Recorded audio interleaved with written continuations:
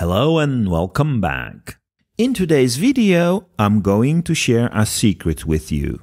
This secret will level up your portrait editing skills and you will be amazed how easy this is. Let's take this photo as an example. Pretty amazing photo, but let's apply our magic sauce and have a look at that. And the fun part is that it can be applied in a couple of simple steps. You don't need to have the skills of Gandalf to apply it. So let me make a copy of the source photo and start a new document with it. If you have a photo in your clipboard, you can use the New from Clipboard menu. If you're like me, copying and pasting a lot of images, remember this shortcut, Option-Shift-Command-N. Awesome! For this technique, I just need one copy of the original image, so let me duplicate it.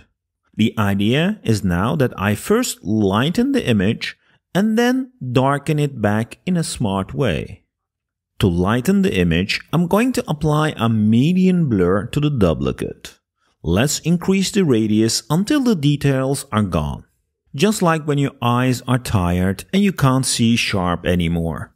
In this example, a value around 30 works.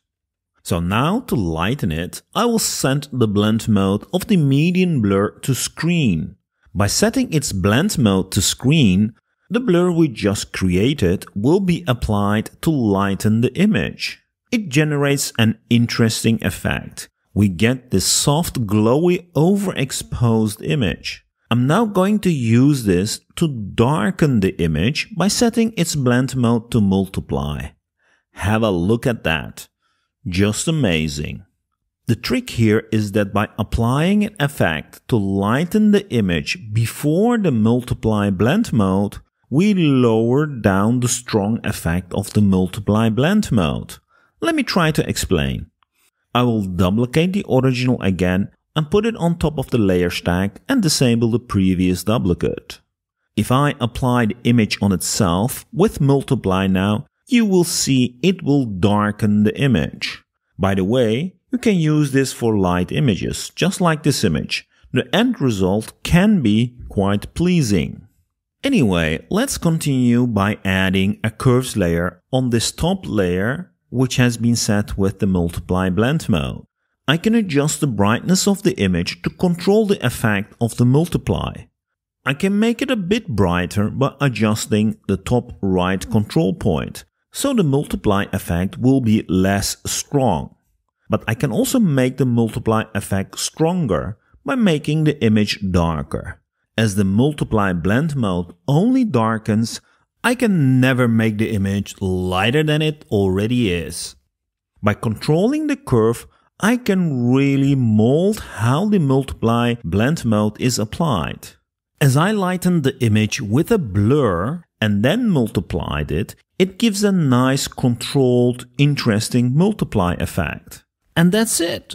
I told you it was easy, but the devil is always in the details. So let's continue by adjusting this image further. So the next thing I will do is to adjust the blend range. That was probably not a surprise to you if you have seen other videos from me. But when I try to adjust the blend range of the layer, it is not working. As mentioned in an earlier video, this is a bug in the version I'm using. So to get around this bug, I'm going to group the layer and apply the blend range on the group. I will first set the blend mode of the layer back to normal, then group it, and then set the blend mode of the group to multiply. This way, I will remember what this group does without opening and going through the layers in the group. Now I can apply the blend ranges. I want only the brighter parts from the source to be multiplied. So I'm going to lower the shadows and adjust the curve so we get a very natural, good looking blend.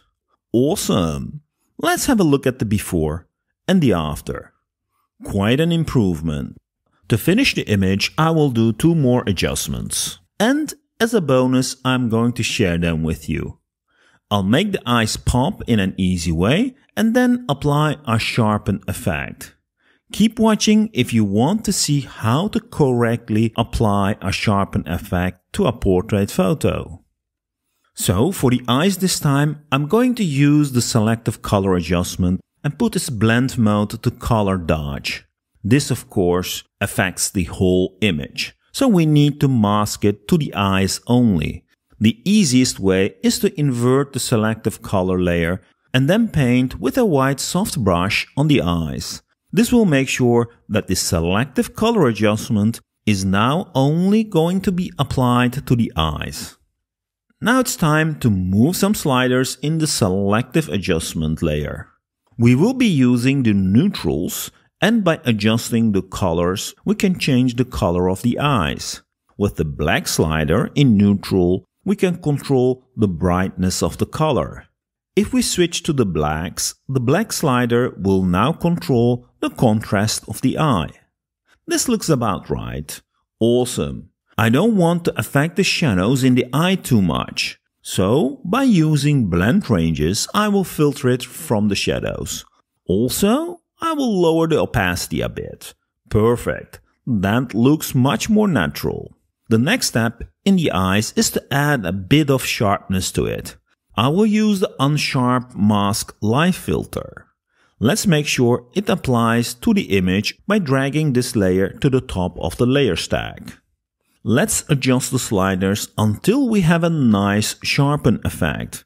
Again, this applies now to the whole image. Just like with the selective color, I can just invert it. To make sure the sharpen effect is quite gentle, I will use a brush with a low flow, around 10 to 20%, and paint a couple of times around the eyes. This gives this very subtle sharpening to the eyes. Before moving on, let me group these two layers and name the group, so we know later what this group does.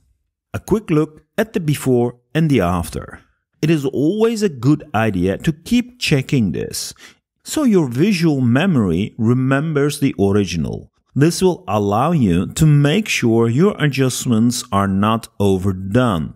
If you don't regularly check the original, you get used to the adjustment and you keep building up adjustment on adjustment without realizing that the end result is going to be too much or unnatural. Now, time for the final step. Apply a sharpen effect in a correct way. To keep things simple, I'm just going to use the live Unsharp Mask filter again, and then select a radius which definitely makes the sharpen effect visible. Our sharpen effect looks unnatural. Why? Because it has sharpened everything. Have a look at the hair around this area. We as humans cannot see everything that sharp in natural life. When we look at something, only the things we focus on are sharp, and we expect unconsciously the same from a photo. So, when everything is too sharp on a photo, it feels immediately unnatural. So we need to dim down the effect selectively. And the best and easiest way to do this, and maybe you guessed it, is by applying a blend range on the sharpen layer. If I lower the sharpen effect from the shadows, it looks much more natural. Pretty amazing, isn't it? How a simple blend range can help. Now, I don't want everything to be sharpened, so I will mask out some areas, in this case, the lips, but also some irregularities on the skin. I think we did a great job. Maybe one final adjustment is to make the jewelry a bit stronger.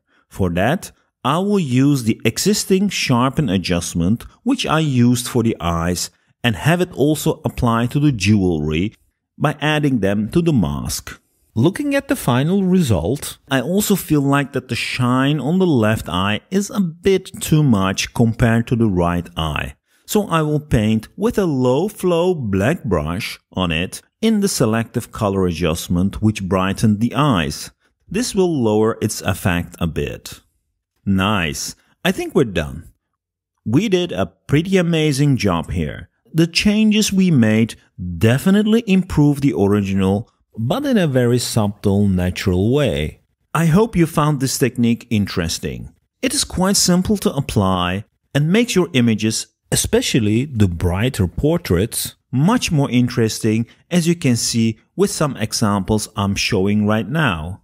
It's almost like an auto dodge and burn effect, without worrying how to dodge and burn. It can also be used in darker images to make the light more dominant and interesting, as you can see with this great photo.